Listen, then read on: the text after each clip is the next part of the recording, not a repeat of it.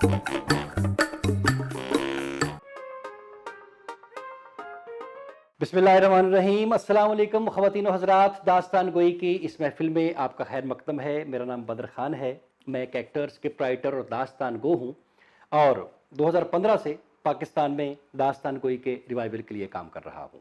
तो सबसे पहले दास्तान गोई का तारुफ़ पेश किए देता हूँ कि दास्तान गोई फ़ारसी ज़ुबान के दो अल्फाज का मजमुआ है। दास्तान का मतलब लंबे किस्से कहानियाँ और गोई का मतलब कहना या बयान करना।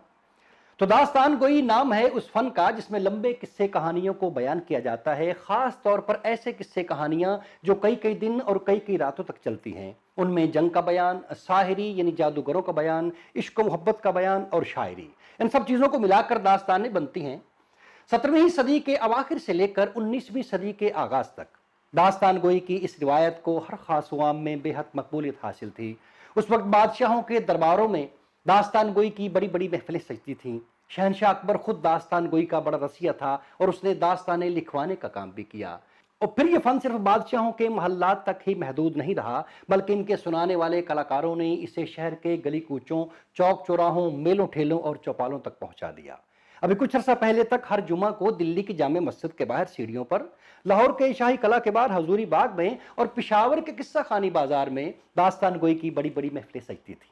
दूर नजदीक से दास्तान गो आते, दास्तानें सुनाते और हाजरीन से दादे तहसीन वसूल करते। बादशाह, राजे, महाराजे और उमराए शहर दास्तानें सुनाने वाले फनकारों की बड़ी कदर किया करते थे और उन्हें इनाम इकराम से भी नवाजा जाता था। फिर वक्त गुजरने के साथ साथ तफरीह की नित नई इजादात आने की वजह से यह फन अपनी पहचान खोने लगा और धीरे धीरे भूल की धूल में गुम हो गया। मगर कमोवेश एक सदी बाद दास्तान गोई की रिवायत फिर से जिंदा हो रही है और इसका सेहरा उर्दू अदब के नामवर मुसन्निफ और नक्काद मोहतरम जनाब शम्सुर रहमान फारूकी साहब के सर है। उनके भतीजे और मेरे दास्तान गोई के उस्ताद जनाब महमूद फारूकी साहब और उनकी पूरी टीम दास्तान गोई के रिवाइवल के लिए बड़ा काम कर रही है। पड़ोसी मुल्क हिंदुस्तान में उन्होंने बड़ा काम किया है और कर रहे हैं। पाकिस्तान में इस आर्ट फॉर्म को दोबारा से जिंदा करने के लिए और फिर से कैनवस पर लाने के लिए ये बंदा नाचीज़ मेहनत कर रहा है, उस पर काम कर रहा है। अगर आप जैसे कदरदानों का साथ रहा तो इंशाअल्लाह हम अपने मकसद में ज़रूर कामयाब होंगे। आज जो दास्तान आपके सामने पेश की जा रही है वो शहर लाहौर से मुताल्लिक है। उसका नाम है दास्तान शहर लाहौर की।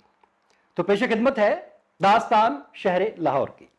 वो क्या एक है ज़ात परवरदिगार, फ़कत बेशुमारी है जिसका शुमार। वो क्या एक खालिक है नाम खुदा, नहीं जिसका सानी कोई दूसरा। वो क्या एक कादिर है रब्बे कदीर, खबरगीर हाले सगीरो कबीर। बतारीफ तौसीफ परवरदिगार, बतशरीह ज़ाते खुदावंदिगार। करे क्या बयां बंदाए कम ज़ुबां, कि है तूल तौहीद की दास्तां, कि है तूल तौहीद की दास्तां। तो गुलगुना कशाने आरिज़े शाहिदे बयान इस तरह फरमाते हैं कि ये शहर लाहौर दारुल हुकूमत मुल्क पंजाब का है और दरिया रावी के किनारे बफासलाए 2 मील के आबाद है। सदा साल से यही शहर बेमिसाल खित्ता पंजाब का हाकिम नशीन और ख़ास मुकाम रहा है। अगरचे शाह चुगताइया से पहले पंजाब का दारुल हुकूमत दीपालपुर था, मगर सलातीन खिलजिया, तुगलकिया, लोधियों के अहद में भी दीपालपुर को ही पंजाब का दारुल हुकूमत तस्वुर किया जाता था। मगर मुगल शहनशाह बाबर और हुमायूं के अहद में शहर लाहौर ही पंजाब का दारुल हुकूमत करार पाया और हाकिम नशीन होने के बायस रौनक इसकी रोज बरोज बढ़ती गई। इस शहर के नाम के बारे में कई रिवायात हैं। पिछली तारीखों में कहीं इसका नाम लहावर, कहीं लाहनौर, कहीं लोहपोर और कहीं लाहौर तहरीर है। मगर जो सबसे मशहूर रिवायत है वो ये कि राजा रामचंद्र अवतार के 2 बेटे थे। एक का नाम लाहो था और दूसरे का नाम किस्सू था। तो जब वो दोनों पंजाब में रौनक अफरोज हुए तो लोह या लाहो ने लाहौर को आबाद किया और किस्सू ने कसूर को आबाद किया। ख्वाबों और दास्तानों की ये सुनहरी सरजमीन लाहौर, जिस पर हिंदू राजाओं, मुसलमान शहनशाहों, सिख बादशाहों और बरतानवी गोरों ने भी हुकूमत की है। मुगल सल्तनत का दारुल खिलाफा होने के बायस इसके शबाब के दिनों में एक कहावत अक्सर सुनाई दिया करती थी कि अस्फहान और शिराज दोनों मिलकर भी आधे लाहौर के बराबर नहीं हो सकते। मशहूर अंग्रेजी शायर जॉन मिल्टन ने अपनी नज़्म पैराडाइज लॉस्ट में लाहौर का शुमार उन शहरों में किया है जिसका नज़ारा हजरत आदम अलैहिस्सलाम ने जन्नत की पहाड़ी से खड़े होकर किया था। और आज हमारे इस शहर लाहौर के बारे में पूरी दुनिया में सिर्फ एक ही बात कही जाती है कि जिन्हें लाहौर नहीं देखा और जम्मिया ही नहीं। मुसलमानों की आमद से पहले पंजाब पर एक हिंदू राजा जयपाल बरसरे इक़्तिदार था। उसकी हुकूमत पिशावर से लेकर मुगान तक थी। जयपाल के मरने के बाद उसका बेटा अंगपाल तख्त नशीन हुआ। उसी जमाने में गजनी के महमूद गजनवी ने लाहौर पर हमला कर दिया। महमूद और अंगपाल की फौजों के दरमियान बड़ी जबरदस्त जंग हुई, जिसमें अंगपाल को शिकस्त हुई और महमूद गजनवी का लाहौर पर कब्जा हो गया। महमूद ने अपने चहीते गुलाम अयाज को पंजाब का हाकिम मुकर्रर किया, पर उसी अयाज ने इस शहर को अस्सर नौ आबाद किया। शालमी दरवाजे के अंदर रंग महल में मिशन हाई स्कूल के पास उस अयाज की कब्र आज भी मौजूद है।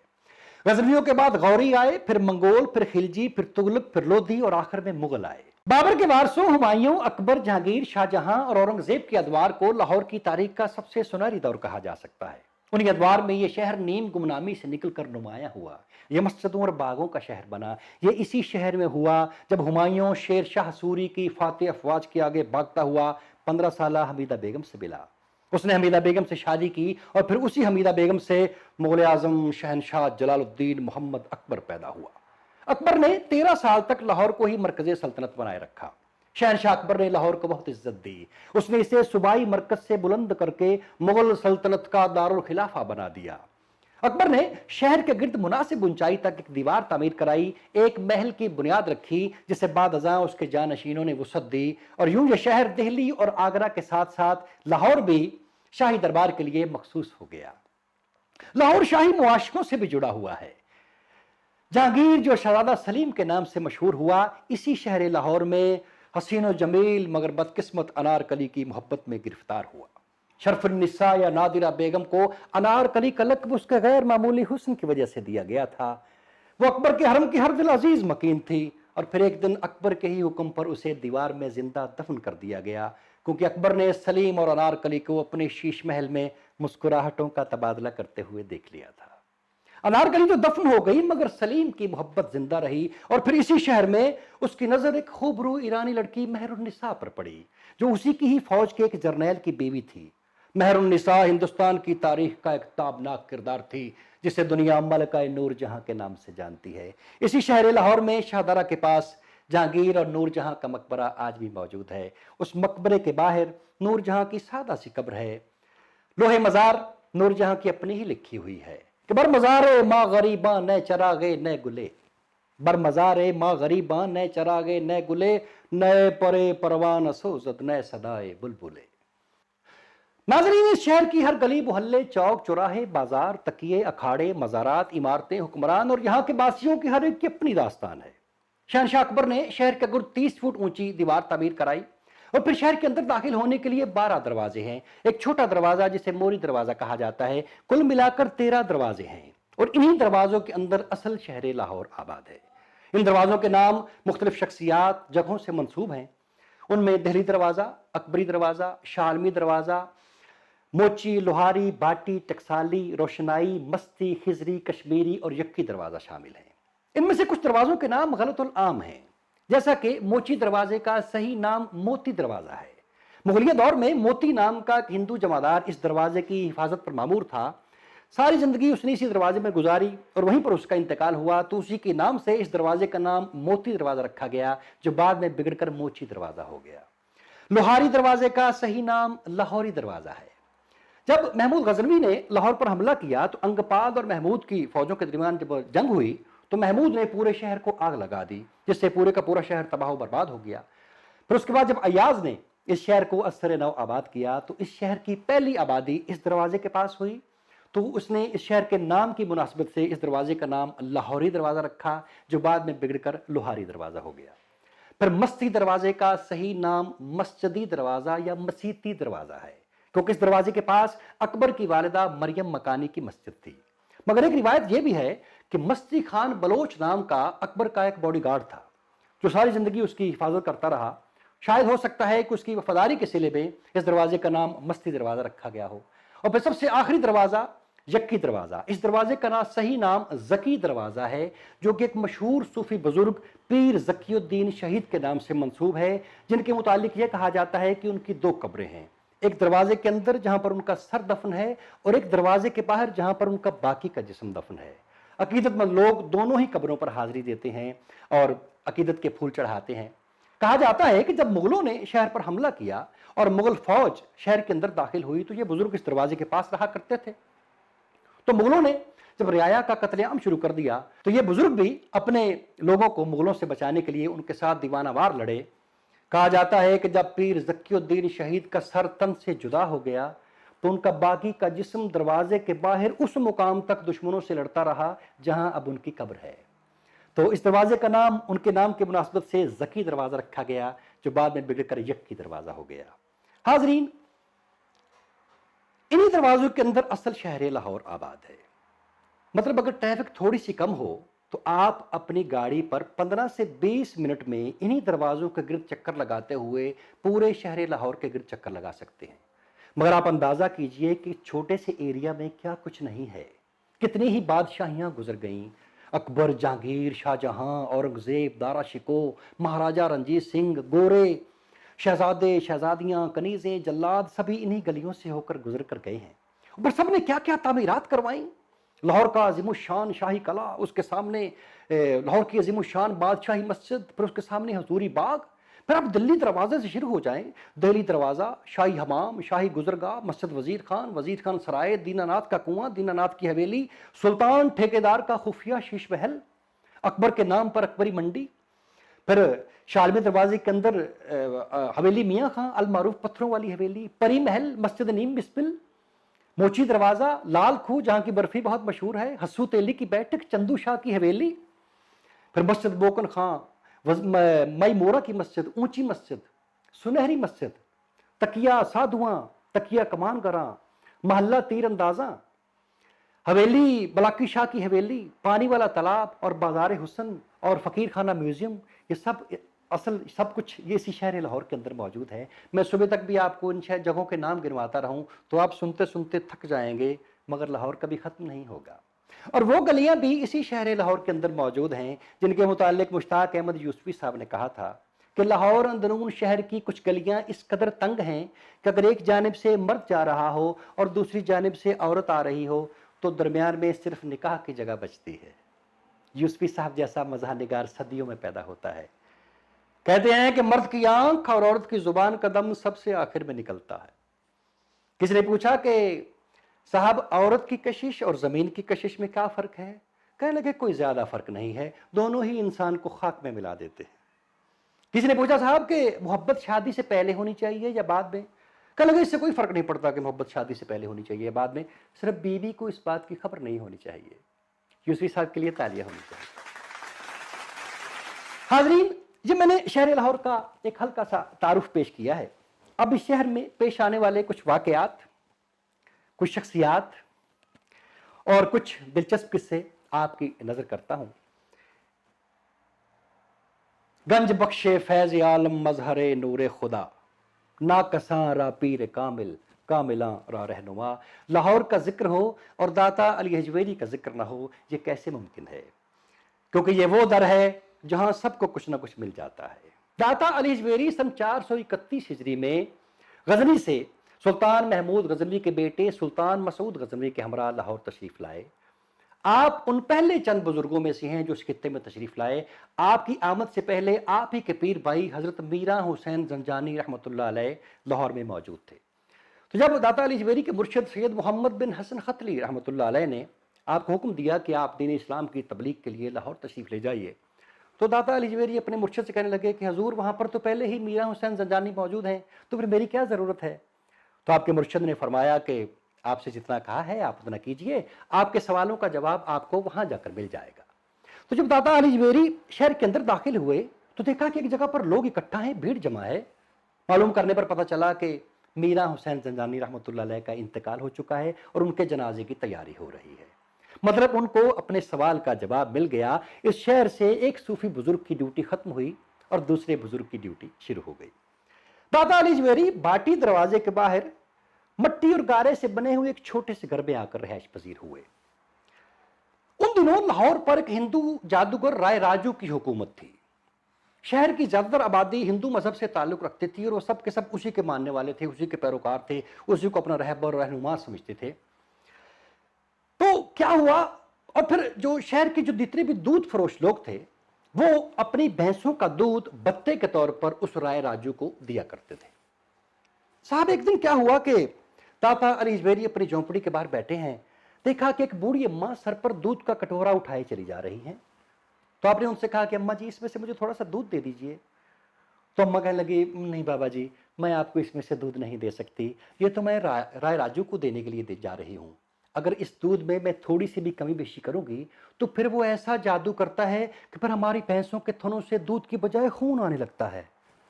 इस पर दाता अली जवेरी कहने लगे कि अच्छा ऐसी बात है, फिर तो मैं ये दूध जरूर लूंगा, देखता हूं भाई वो तुम्हारा जादूगर क्या करता है। अब ना चाहते हुए भी उस औरत ने अपना दूध का कटोरा उतारा, सर से उतारा और आपके हवाले कर दिया और घर चली गई। शाम को जब वो अपनी भैंसों का दूध निकालने लगी तो उसके घर में जितने छोटे बड़े बर्तन थे सारे के सारे दूध से भर गए, मगर दूध खत्म होने का नाम ही नहीं ले रहा था। अब वो बड़ी हैरान हुई, परेशान हुई कि ये क्या माजरा है। अब छोटा सा शहर था, उसने शोर मचा दिया, लोग इकट्ठा हो गए, पूछने लगे क्या हुआ अम्मा। कहने लगे होना क्या है, ऐसे ऐसे पार्टी दरवाजे के बाहर एक बाबा जी बैठे हैं, उन्होंने मुझसे दूध मांगा, मैंने ऐसे कैसे उनको दूध दिया, पता नहीं उन्होंने क्या दुआ दी है कि वो हमारे घर में जितने बर्तन थे वो सारे दूध से भर गए, मगर दूध खत्म होने का नाम नहीं ले रहा। और सारे लोग बहुत हैरान हुए, भागे और आपके पास पहुंचे। तो आपके पास मजमा लग गया, रश लग गया, सब लोग दुआओं के तालिब हुए। पास में ही राय राजू का डेरा था। जब उसको पता चला कि मेरे सारे मानने वाले तो उस बुजुर्ग के पास इकट्ठा हो गए हैं तो बड़ा गुस्से में आया, कहने लगा कौन है आप और क्यों मेरे मानने वालों को गुमराह कर रहे हैं, क्या है आपके पास, कोई कमाल है तो दिखाइए। तो इस पर दाता अली जवेरी कहने लगे कि भाई मैं तो खुदा का एक आजिज़ सा बंदा हूं, कोई जादूगर थोड़ा नहीं हूं कि तुम्हें कमाल दिखाता फिरूं। हाँ तुम्हारे पास कोई कमाल है तो दिखाओ। उसने कहा मेरे पास तो है। और यह कहकर राय राजू ने एक मंत्र पढ़ा और आसमान में प्रवास करने लगा। अब उस जमाने में इंसान का इस तरह से हवा में प्रवास करना अचंभे की बात थी। अब लोग हैरान होकर कभी उसकी तरफ देख रहे हैं, कभी दाता अली जवेरी की तरफ देख रहे हैं। दाता अली जवेरी कुछ देर तक तो शख्स को देखते रहे, राय राजू को देखते रहे। उसके बाद आपने अपनी दोनों जूतियां, वो जो खड़ावें थी वो जो लकड़ी की, वो दोनों जूतियां उतारी और हवा में राय राजू की तरफ उछाल दी। आपकी वो दोनों जूतियां राय राजू के साथ ही प्रवास करने लगी। ना सिर्फ प्रवास करने लगी बल्कि उसके सर पर ठा ठा ठा बरसने भी लगी। थोड़ी ही देर में राय राजू का सारा जादू खत्म हो गया और वो जमीन पर आ रहा, आपके कदमों में गिरा, मुआफी का तलबगार हुआ। आपने उसको माफ कर दिया और फिर उसने आपके हाथ पर बैयत करके कलमा पढ़ा। वो इस खित्ते का शायद पहला इंसान था जिसने आपके हाथों कलमा पढ़ा और मुसलमान हो गया। और फिर वो राय राजू जादूगर ना रहा बल्कि दाता अली हजवेरी की नज़र करम से वो अपने वक्त के बहुत बड़े सूफी बुजुर्ग और वलीउल्लाह हुए हैं। आपने उनका नाम शेख हिंदी रहमतुल्लाह अलैह रखा। फिर सारी ज़िंदगी उन्होंने खुदा की इबादत और मखलूक खुदा की खिदमत में गुजार दी। आज भी आप जब उनके मज़ार पर जाते हैं, दाता अली हजवेरी के मज़ार पर जाते हैं, तो उनके कदमों वाली साइड पर दो कब्रें हैं, एक शेख हिंदी रहमतुल्लाह अलैह और एक उनके बेटे की। उनको आपके पहले खलीफा होने का एजाज़ भी हासिल है। कई सालों तक उनके ख़ानदान में, उनकी फैमिली में सिर्फ एक ही बच्चा पैदा होता था जो उनकी गद्दी संभालता था। फिर आपने ही कसरत औलाद के लिए दुआ की और आज भी आपके मज़ार पर हर मज़हब, हर फ़िरके, हर अकीदे से ताल्लुक़ रखने वाले लोग हाज़िरी देते हैं। आप अंदाज़ा कीजिए कि हज़रत ख्वाजा मोइनुद्दीन चिश्ती अजमेरी, जिन्हें सुल्तानुल हिंद और ख्वाजा गरीब नवाज भी कहा जाता है, इतने इतने बड़े बुजुर्गों और बाबा फरीद रहमतुल्लाह अलैह जैसे बड़े बड़े बुजुर्गों ने आपके मज़ार पर चिल्ले काटे हैं। वहीं पर बैठकर हज़रत ख्वाजा मोइनुद्दीन चिश्ती अजमेरी रहमतुल्लाह अलैह ने यह शेर कहा था कि गंज बख्शे फैज़ आलम मजहरे नूरे खुदा, ना कसां रा पीर कामिल, कामिला रा रहनुमा। आपने बहुत सारी तसनीफ़ात भी रकम की। कश्फुल माजूब आपकी सबसे मशहूर तसनीफ़ है जिसके मुतालिक ये कहा जाता है कि जिस किसी को भी कामिल मुर्शिद न मिलता हो वो एक बार इस किताब का मुताला कर ले तो उसको कामिल मुर्शिद मतलब सीधा रास्ता मिल जाएगा। तो आज भी जब आपका उर्स होता है तो वो उस दूध वाली अम्मा की याद में शहर के जितने भी दूध फरोश हैं, गुज्जर फैमिली जो दूध का कारोबार करते हैं, वो उर्स के दिनों में अपनी भैंसों का दूध फरोख्त नहीं करते बल्कि ज़ायरीन के लिए वो सबील लगाई जाती है। आज भी पूरी दुनिया से कोई भी शख्स, कोई भी फैमिली, कोई भी ख़ानदान किसी भी काम से लाहौर आए, चाहे शॉपिंग के लिए आए, चाहे तारीख़ पर आए, चाहे किसी सरकारी काम से भी आए, तो आपके मज़ार पर हाज़िरी ज़रूर देता है, क्योंकि ये वो दर है जहाँ सबको कुछ न कुछ मिल जाता है।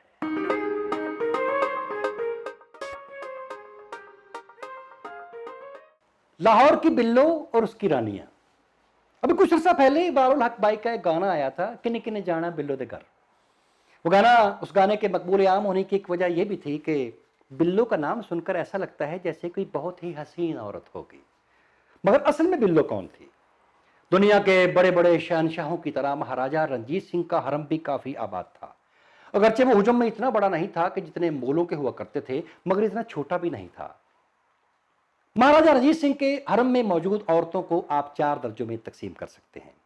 पहले और दूसरे दर्जे में 9 औरतें होती थीं, तीसरे दर्जे में 7 औरतें और चौथे दर्जे में 21 औरतें होती थी। इन सभी औरतों का इंतखाब वो मुसलमान और सिख उलमा किया करते थे जिन्हें इल्म रमल, इल्म नजूम और इल्म जफर में मलका हासिल होता था। ये सारी औरतें सल्तनत के मुख्तलिफ छोटे बड़े शहरों से लाहौर दरबार में लाई जाती थीं। पहले दर्जे में शाही बेगमात हुआ करती थीं, दूसरे दर्जे में बेवा औरतें होती थीं जिनके साथ शाही बेगमात जैसा ही बर्ताव किया जाता था। तीसरे दर्जे में मुंतखब दाश्ताएं होती थीं जो सबके सब बड़ी हसीन और जमील और पढ़ी लिखी होती थीं, और चौथे दर्जे में कनीजें होती थीं। हर कनीज की शाही दरबार में काम करने की उम्र 25 साल तक ही मुकर्रर थी। 25 साल के बाद इन कनीजों को रिटायर कर दिया जाता और उनकी जगह नई कनीजें आ जाती। शाही दरबारों में कनीजें रखने का यही रिवाज था। अब साहिबान, इतनी बड़ी तमहीद बांधने का मेरा मकसद ये था कि इतनी सारी औरतें होने के बावजूद महाराजा रणजीत सिंह जिस औरत पर दिलो जान से मरता था उसका नाम बिल्लो था। वैसे कभी कभी मैं सोचता हूँ कि ये महाराजा और ये बादशाह और ये जो शहनशाह लोग थे बड़े ताकतवर लोग थे। मतलब इतनी इतनी बड़ी बादशाहियाँ भी संभालते थे और साथ में इतनी इतनी बीवियाँ भी। हमसे तो साहब एक नहीं संभल रही, उसने हमारी जान खाई हुई है। जैसे एक शागिर्द ने अपने उस्ताद से पूछा, उस्ताद जी बीवी को फारसी जुबान में क्या कहते हैं? उस्ताद ने कहा, बेटा बीवी को किसी भी जुबान में कुछ नहीं कह सकते, नहीं तो कह के देख लो। फिर मैं सोचता हूँ कि उस जमाने में मोबाइल फोन नहीं था, इसलिए ये महाराजा लोग बच जाते थे। आते ना महाराजा रणजीत सिंह को फोन कि किधर हो, तो पता चल जाता। फोन पकड़वाता है साहब, आप कहीं भी जा रहे हो अचानक घर से फोन आएगा, किधर हो जी? मैं सब्जी वाले के पास खड़ा हूं, बात करो सब्जी वाले से। बंदा उधर खड़ा, सब्जी वाला बिन मौसमों की सब्जियों के रेट बता के अपने मजे ले रहा। तो जैसे मेरी बीवी मुझसे कहती, खान साहब आप सारी जिंदगी भी ढूंढते रहोगे ना, आपको मेरी जैसी दूसरी नहीं मिलेगी। मैंने कहा मैं पागल हूं, दूसरी भी तेरी जैसी ढूंढूंगा। हमारे यहाँ शक करने की बहुत आदत है। पाकिस्तान, इंडिया, बांग्लादेश, यहाँ पर हमारी औरतें शक बहुत करती है। जैसे एक साहब अपनी बीवी से कहने लगे, बेगम मैं अगले 100 साल तक तुम्हें प्यार करूंगा, तुम्हारे साथ रहूंगा, तुम्हें छोड़कर नहीं जाऊंगा। कहने लगी, उसके बाद कहाँ मुंह मारने का इरादा है?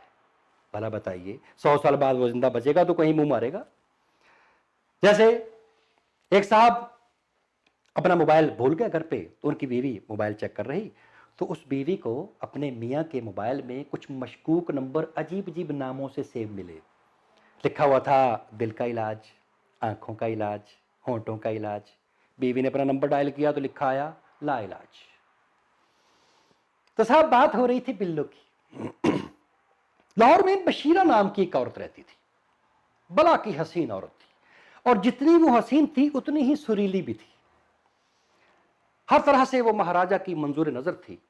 वो जब वो गाती थी तो महाराजा पर एक किस्म का नशा सा तारी हो जाता था। मतलब आप अंदाजा कीजिए कि महाराजा ने उस जमाने में उसके लिए सालाना 8,000 रुपये वजीफा मुकर्रर किया हुआ था, जबकि अपनी किसी भी बीवी को वो उसका आधा दिया करता था, यानी 4,000 रुपये महीना। साहिबान, मैं उस जमाने की बात कर रहा हूं जब लोग एक आने या एक पैसे या 1 रुपये में मेला देखाया करते थे। उस जमाने में बिल्लो को 8,000 रुपये सालाना मिलता था। और बिल्लो की सबसे बड़ी खूबी दीवाने हाफिज की गजलें गाने की सलाहियत थी। तो जब वो गाती थी तो महफिल में एक रंग भर देती थी। तो बेसिकली महाराजा के उसके साथ कोई ऐसे गलत ताल्लुकात नहीं थे, वो एक फनकार के फन की कदर कर रहा था। पानी वाला तालाब के पास महाराजा ने उसे एक बहुत बड़ी हवेली रहने के लिए दी हुई थी।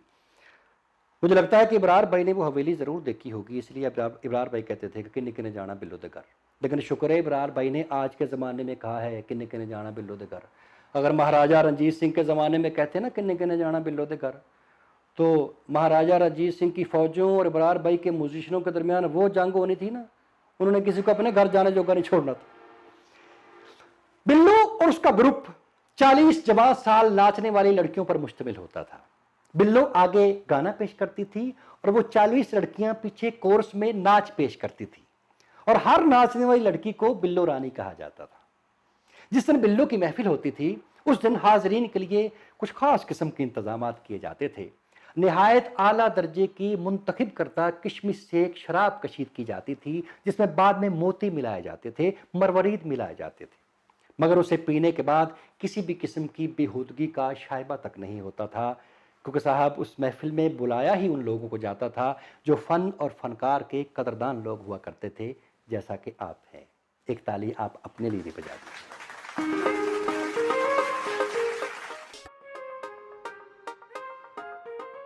नाज़रीन, वैसे तो इस शहर में बहुत बड़े बड़े बुजुर्ग और वलीउल्लाह आए, जिनके मज़ारात और दरगाहें इस शहर के अंदर मौजूद हैं, मगर अब जो किस्सा मैं जिस शख्सियत का आपको सुनाने जा रहा हूँ वो एक बुजुर्ग बच्चे का है, एक तिफले बरगुज़ीदा का है, जिसके मुतालिक ये कहा जाता है कि जो कोई भी उसके मज़ार पर घोड़ा लेकर जाए तो जो भी मुराद मांगे वो पूरी होती है।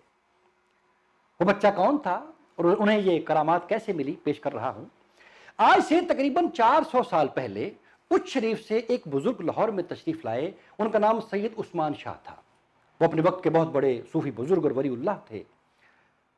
सैयद उस्मान शाह पार्किंसंस की बीमारी का शिकार थे, जिसको राशिया की बीमारी भी कहा जाता है। मुकामी जुबान में उसको चूल्हे की बीमारी भी कहते हैं। तो मुकामी लोग उनकी इस बीमारी की वजह से उनको चूल्हे शाह बुखारी के नाम से भी पुकारने लगे थे। मतलब उनकी उन बुजुर्गों की इस कदर इज्जत थी कि जब उनका इंतकाल हुआ तो उन्हें लाहौर के शाही कला के अंदर दफन किया गया। जब उनका इंतकाल हुआ तो बाद में उनके बेटे सैयद मोहम्मद शाह उनके गद्दी नशीन हुए। तो सैयद मोहम्मद शाह के घर एक बच्चा पैदा हुआ जिसका नाम उन्होंने सैयद बहाउद्दीन शाह रखा। अब वो बच्चा जब थोड़ा सा बड़ा हुआ तो बच्चे की वालिदा ने ये बात महसूस की कि ये बच्चा हमारे घर खुदा का कोई तोहफा है, क्योंकि ये बच्चा अपनी जुबान से जो भी बात निकालता है, जो भी ख्वाहिश करता है, वो फौरन पूरी हो जाती है। इस बात का जिक्र उन्होंने अपने मियाँ से भी किया, सैयद मोहम्मद शाह से भी किया। तो उन्होंने कहा कि ठीक है, कोई ऐसी बात नहीं, मैं बच्चे के लिए दुआ करता हूँ। तो जब वो बच्चा थोड़ा सा बड़ा हुआ तो उस बच्चे को घोड़ों से प्यार हो गया और घोड़े पर सवारी करने का शौक पैदा हो गया और वो बड़ी मुहारत से घोड़े पर सवारी करना सीख भी गए। अब चूंकि अपने पास जाती घोड़ा नहीं था तो जब ये मुरीदैन आते जिनके पास अपना घोड़ा होता तो बच्चा उनसे फरमाइश करता है कि भाई अपना घोड़ा दे दो, मैंने इस पर सवारी करनी है। तो जिसके पास घोड़ा होता है वो बच्चे को घोड़ा देता है। सैयद के बच्चे की ख्वाहिश का एहतराम करते हुए वो लोग अपना घोड़ा बच्चे को पेश कर देते। बच्चा खुशी खुशी घोड़े के ऊपर बैठता, सवारी करके वापस आता। तो जिसका घोड़ा लेकर गया होता उससे पूछता कि हाँ बताओ भाई, तुम्हारी क्या ख्वाहिश है, क्या मुराद है, बताओ। तो वो बंदा अपनी जो भी ख्वाहिश होती, दीनी या दुनियावी, जो भी कहता, वो बच्चा कहता हो जाएगा, तो हो जाता। साहब उस बच्चे की जुबान में इतना असर पैदा हो गया कि बच्चा जो जो अपनी जुबान से कह रहा है वो पूरा हो रहा है। उनके वालिद सैयद मोहम्मद शाह को कुछ दिन के लिए शहर से बाहर जाना पड़ा, किसी चिल्ले के लिए गए या किसी काम के लिए गए। अब पीछे जी बच्चा और शहर के लोग, और आपको पता है कि लाहौरिये बड़े जुगाड़ू लोग होते हैं, और जिनके पास तो अपना घोड़ा था वो उस बच्चे को घोड़ा पेश कर देते, बच्चा सवारी करता, उससे ख्वाहिश पूछता, पूरी हो जाती। अब जिनके पास घोड़ा नहीं था वो बच्चे को मट्टी के गुग्गू घोड़े, जिनको हम कहते हैं, मट्टी के बने हुए घोड़े पेश करने लगे। और वो बच्चा मट्टी के घोड़े देखकर भी इतना ही खुश होता जितना असली घोड़े को देखकर। उनके लिए भी दुआ करता, उनकी मुरादें भी पूरी हो जाती। साहब अंधे देखने लग गए, गूंगे बोलने लग गए, बहरे सुनने लग गए, लंगड़े चलने लग गए, बीमार ठीक हो गए, गरीब दौलतमंद हो गया। अब पूरे शहर में धूम मच गई। सैयद साहब, बच्चे के वालिद सैयद मोहम्मद शाह, कुछ अरसे के बाद जब वापस आए, देखा पूरे शहर में बच्चे की धूम मची हुई है। तो मुरीदैन भी कह रहे हैं कि साहब आपसे तो जब भी कहा है हजूर दुआ कीजिए तो आप कहते थे हाँ हो जाएगा, अल्लाह पाक बेहतर करेगा। बच्चा तो साहब अपनी जुबान से जो कह रहा है पूरा हो रहा है।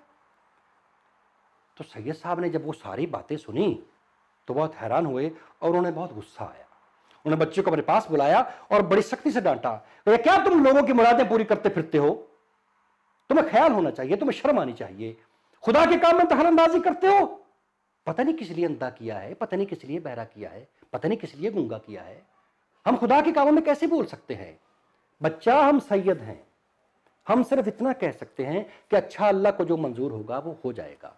अरे तुम तो कह रहे हो जाएगा, तो फिर हो जाएगा। इससे अच्छा था तुम मर जाते, तुम्हें मौत आ जाती। बाप की डांट सुनकर वो बच्चा इतना दिल बर्दाश्ता हुआ उस बच्चे ने आसमान की जानिब देखा और फिर अपना सर झुकाया, घुटनों पर सर रखा और वहीं उस बच्चे का इंतकाल हो गया। नाराज बाप सकते में आ गया कि ये मैंने क्या कह दिया, मुझे इस तरह से अपने बच्चे को नहीं डांटना चाहिए था, मगर अब तो कुछ नहीं हो सकता था। काफी देर तक रोते रहे। थोड़ी देर के बाद उनको गैब से एक हिदायत मिली कि जहां इस बच्चे का इंतकाल हुआ है वहीं इसको दफन कर दिया जाए, क्योंकि इस बच्चे ने आसमान की जानिब देखकर अल्लाह से अपनी ज़िंदगी वापस मांगने की दुआ की थी। तो दुआएं तो उसकी पहले भी पूरी हो रही थी, सो ये भी पूरी हुई। वहीं पर उस बच्चे को दफन कर दिया गया। उस बच्चे का नाम सैयद बहाउद्दीन शाह अल मारूफ घोड़े शाह है। गड़ी शाह वाला पुल अगर नीचे उतरे तो शालीमार बाग की तरफ एक सड़क जाती है, तो लेफ्ट साइड पर गली के अंदर घोड़े शाह उस बच्चे का मज़ार है। बड़ी धूमधाम से उर्स होता है और आज भी उनके मज़ार पर लोग मट्टी के गुग्गू घोड़े चढ़ावे चढ़ाते हैं और लोगों का आज भी ये यकीन है कि आज भी वो बच्चा घोड़ा मिलने पर खुश होता है और दुआ करता है और हमारी मुरादें पूरी हो जाती हैं।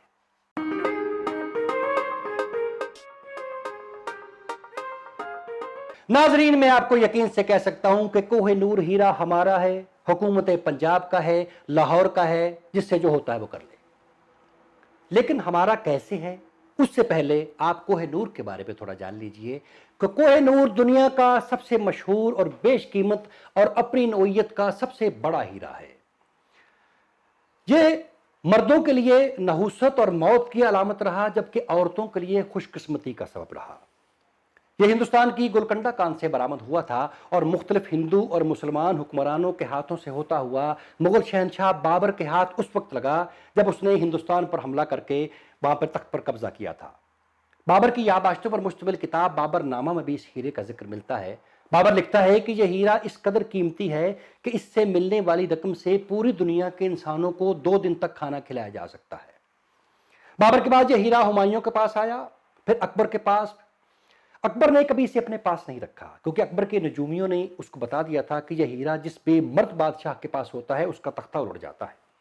तो यह तिजोरी में रहा। अकबर के बाद फिर जहांगीर शहजादा सलीम के पास आया, उसने भी तिजोरी में ही रखा। जहांगीर के बाद फिर यह शाहजहां के पास आया। तो शाहजहां आपको पता है हीरों का पहले ही शौकीन था, तो उसने शाहजहां ने हीरो से तिजोरी से कोहिनूर को निकालकर अपने पास रख लिया। तो फिर जो भी इस हीरे के बारे में बात मशहूर थी, औरंगजेब शाहजहां के बेटे ने बाप का तख्ता उलट दिया और उसको आगरा में कैद कर दिया। औरंगजेब ने कैद खाने की खिड़की में कोहिनूर को इस जाविये से रखवाया था कि उसमें ताजमहल का अक्स नजर आता था। शाहजहां कैद खाने में बेबसी के आलम में उस हीरे के अंदर ताजमहल का सिर्फ अक्स देख सकता था, उसको छू नहीं सकता था। इक़्तिदार का नशा क्या होता है साहब। एक दिन औरंगजेब अपने बाप शाहजहां से कैद खाने में मिलने के लिए गया, तो शाहजहां कहने लगा, औरंगजेब कैद खाने में अकेला होता हूं, अगर कुछ बच्चे भिजवा दिया करो तो मैं उनको पढ़ा दिया करूं। तो औरंगजेब हंसने लगा, कहने लगा, अब्बाजान आप कैदी हैं, आपको इस तरह की सहूलतें नहीं दी जा सकती, मगर मैं हैरान हूं कि आपको कैद हो गई है मगर आपके अंदर से शौक़ हुक्मरानी नहीं जा रहा, मतलब बच्चों पे तो हुक्म चला ही सकता हूं।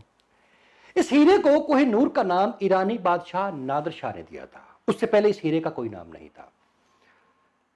नादिर शाह ने जब हिंदुस्तान पर हमला किया तो लूट मार करने के बाद तख्ते ताउस और कोहिनूर भी वो अपने साथ लेकर गया। नादिर शाह की एक बीवी इस हीरे की कीमत के बारे में बताती है कि एक पहलवान आदमी एक खुले मैदान में खड़ा होकर पूरी ताकत से एक पत्थर मशरक की जानिब फेंके, एक पत्थर मगरब की जानिब फेंके, एक शुमाल, एक जनूब, और वो पत्थर आसमान की जानिब फेंके, और ये जितना एरिया है इसे सोने और चांदी से भर दिया जाए तो ये कोहिनूर की कीमत होगी। नादिर शाह ने जब हिंदुस्तान पर हमला किया था तो उस वक्त हिंदुस्तान पर मोहम्मद शाह की हुकूमत थी, जिसे मोहम्मद शाह रंगीला भी कहा जाता है। तो सारी लूटमार करने के बाद जब नादिर शाह वापस जा रहा था तो मोहम्मद शाह के दरबार में ही नाचने वाली एक तवाइफ के तवस्सुत से या किसी गुलाम के कहने पर उसने नादिर शाह को बताया कि साहब आप असल चीज़ तो यहाँ पर छोड़कर जा रहे हैं। नादिर शाह ने कहा, क्या? उन्होंने कहा, मोहम्मद शाह के पास एक बेशकीमत हीरा है जिसे वो अपनी पकड़ी में छुपा कर रखता है। अब हीरे का नाम सुना तो नादिर शाह के मुंह में पानी आ गया। अब उसकी समझ में नहीं आ रहा था कि वो हीरा कैसे हासिल करे। काफी सोच विचार के बाद उसने एक प्लान बनाया, एक मंसूबा बनाया। उसने दिल्ली शहर के अंदर एक बहुत बड़ी तकरीब का इनेकाद किया اور اس سے پہلے شہر بھر میں منادی کرا دی کہ میں محمد شاہ کا لوٹا ہوا تخت اس کو واپس کرنا چاہتا ہوں۔ اب لوگوں نے سنا، حیران ہوئے، محمد شاہ تک کے کانوں تک بھی بات پہنچی کہ میرا لوٹا ہوا تخت مجھے واپس مل رہا ہے۔ خیر صاحب، سرے بازار ایک وہ محفل کا انعقاد کیا گیا، ایک طرف محمد شاہ کے لیے تخت لگایا گیا، ایک طرف نادر شاہ کے لیے تخت لگایا گیا۔ تقریب شروع ہو گئی۔ تھوڑی ہی دیر کے بعد نادر شاہ اپنے تخت سے اٹھا اور کہنے لگا، حاضرین، آج کے بعد میں اور محمد شاہ آپس میں بھائی بھائی ہیں۔ اس زمانے میں جس کو بھائی بنانا ہوتا تھا اس کے ساتھ پگڑی بدل لیا کرتے تھے۔ اب محمد شاہ اس رسم سے بڑا پریشان ہوا کہ یہ اس نے کیا کہہ دیا ہے۔ اب اتنے بڑے مجمع میں وہ بتا بھی نہیں سکتا تھا کہ میری پگڑی میں کیا ہے۔ چاروں ناچار محمد شاہ نے اپنی پگڑی اتاری جس کے اندر کوہ نور تھا، وہ نادر شاہ کے سر پہ رکھ دی، اور نادر شاہ نے اپنی خالی پگڑی اتاری اور محمد شاہ کے سر پہ رکھ دی۔ جب محفل ختم ہوئی تو نادر شاہ اپنی خوابگاہ میں گیا، اس نے پگڑی کے بل کھولے تو یہ کوہ نور، یہ ہیرا اس کے قدموں میں آ گرا۔ تو اس ہیرے کی اتنی چمک تھی کہ اس کے پورا کمرہ روشن ہو گیا، نور سے بھر گیا۔ تو نادر شاہ کے منہ سے بے اختیار نکلا، کوہ نور، نور کا پہاڑ۔ تب سے اس ہیرے کو کوہ نور کہا جاتا ہے۔ نادر شاہ کے بعد یہ ہیرا احمد شاہ ابدالی کے پاس آیا، ابدالی کے بعد پھر یہ تیمور کے پاس آیا، تیمور کے بعد شاہ زمان کے پاس آیا، شاہ زمان کے بعد پھر یہ شاہ شجاع کے پاس آیا۔ تو پھر جب کابل میں، افغانستان میں شاہ شجاع کے خلاف بغاوت ہوئی تو وہ یہ ہیرا اور اپنے خاندان سمیت پنجاب بھاگ آیا۔ اٹک کے راستے وہ پنجاب میں داخل ہوا، لاہور میں آ گیا۔ لاہور میں اس وقت مہاراجہ رنجیت سنگھ کی حکومت تھی۔ مہاراجہ نے شاہ شجاع کی بڑی عزت کی، اندرون شہر لاہور میں اس کو بہت بڑی حویلی رہنے کے لیے دی، اور اپنے آدمیوں کو، اپنے غلاموں کو حکم دیا کہ شاہ شجاع کی خدمت میں کسی قسم کی کمی نہیں ہونی چاہیے۔ اس ساری خدمت کے پیچھے دراصل وہ کوہ نور ہی تھا۔ مہاراجہ کو علم تھا کہ شاہ شجاع کے پاس کوہ نور ہے، مگر بات کرنے کے لیے وہ وقت مناسب نہیں تھا، کیونکہ اس وقت مہاراجہ رنجیت سنگھ کے بیٹے کھڑک سنگھ کی شادی چل رہی تھی۔ ناظرین، آج تک اس طرح کی شادی بھی شہر لاہور کے اندر نہیں ہوئی۔ مطلب اس زمانے میں دولہے کو 2,36,000 روپے نقد سلامی دی گئی، جو آج کے سونے کی مالیت کے حساب سے 20 کروڑ روپے سے بھی زیادہ کی رقم بنتی ہے، کیونکہ ساری کی ساری سلامی سونے کے سکوں میں دی گئی تھی۔ خیر، شادی ختم ہوئی تو مہاراجہ نے شاہ شجاع کو اپنے دربار میں طلب کیا۔ شاہ شجاع نے شکریہ ادا کیا کہ مہاراجہ آپ نے میری بڑی عزت کی، بڑی سیوا کی، آپ کا بہت شکریہ۔ مہاراجہ کا نہیں، ایسی کوئی بات نہیں ہے، لاؤ شاہ شجاع، وہ ہیرا میرے حوالے کر دو۔ شاہ شجاع نے کہا، ہیرا؟ کیسا ہیرا؟ مہاراجہ نے کہا، کوہ نور جو تمہارے پاس ہے۔ شاہ شجاع نے کہا، نہیں مہاراج، آپ کو غلط فہمی ہوئی ہے، میرے پاس کوئی ہیرا نہیں ہے۔ مہاراجہ نے اس کے ساتھ کوئی بحث نہیں کی۔ انہوں نے کہا، اچھا تمہارے پاس کوئی ہیرا نہیں ہے؟ انہوں نے کہا نہیں۔ انہوں نے کہا، اچھا ٹھیک ہے، شاہ شجاع تمہارے پاس 3 دن کا وقت ہے، 3 دن کے اندر اگر تم وہ ہیرا میرے حوالے نہیں کرو گے تو میں تمہاری اور تمہارے خاندان کی زندگیوں کا ذمہ دار نہیں ہوں گا۔ یہ کہہ کر مہاراجہ نے شاہ شجاع کا کھانا پینا بند کر دیا۔ جہاں پہلے عزتیں ہو رہی تھیں، اب بیچارہ کھانے کو ترس رہا تھا۔ حویلی کے دروازے بند کر دیے۔ تیسرے دن جب سب لوگ بھوکوں مرنے لگے تو شاہ شجاع کی بیوی وفا بیگم بھاگتی بھاگتی مہاراجہ رنجیت سنگھ کے دربار میں آئی اور کہنے لگی، مہاراج وہ ہیرا ہمارے پاس ہے، ہم آپ کے حوالے کرنے کے لیے تیار ہیں، مگر اس کے لیے ہماری کچھ شرطیں ہیں۔ انہوں نے کہا، بتاؤ بتاؤ۔ اس نے کہا، شرطیں؟ شاہ شجاع بتایا گا۔ انہوں نے کہا، بلاؤ شاہ شجاع کو، بلاؤ۔ شاہ شجاع کو دربار میں طلب کیا گیا۔ شاہ شجاع نے کہا، مہاراجہ میری صرف ایک ہی شرط ہے، تم میرے بھائی شاہ زمان سے میرا تخت واپس کرنے میں میری مدد کرو گے تو میں یہ ہیرا تمہارے حوالے کر دوں گا۔ اب مہاراجہ اس لڑائی میں کودنا نہیں چاہتا تھا۔ مہاراجہ نے ہاں نہ میں جواب نہیں دیا، منہ ہم سب جواب دیا۔ انہوں نے کہا، ہاں دیکھتے ہیں، لیکن اگر میں تم سے یہ ہیرا خریدنا چاہوں تو اس کی قیمت کیا ہوگی؟ تو شاہ شجاع نے بڑا تاریخی جملہ کہا۔ اس نے کہا، مہاراجہ اس ہیرے کی قیمت ہے طاقت، میں نے بھی طاقت کے ذریعے کسی سے لیا تھا، اور آج تم بھی مجھ سے طاقت کے ذریعے لے رہے ہو، اور دیکھ لینا ایک نہ ایک دن آپ سے بھی کوئی طاقت کے ذریعے چھین لے گا۔